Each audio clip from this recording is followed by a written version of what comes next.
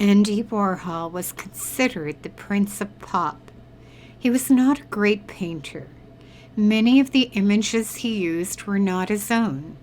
He used stock images like those of Elvis and other famous people to create much of his art.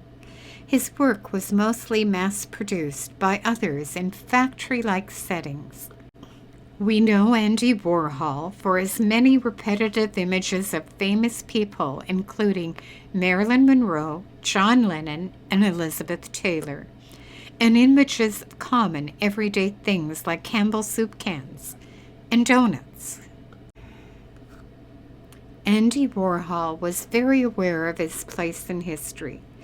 The world was obsessed with fame. He was obsessed with fame and showed this obsession with his repetitive images of the famous, who he also partied with.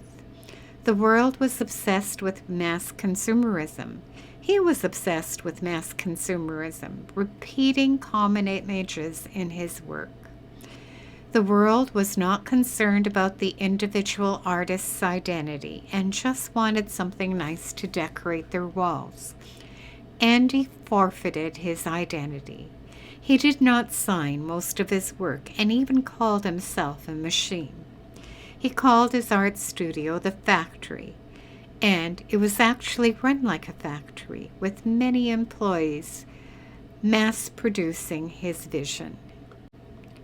He honed his image using his wigs and makeup, sometimes dressing in drag, to portray the image that he had created for himself.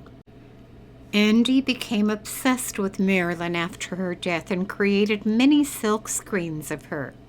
Note the stock image at the top right used in this creation.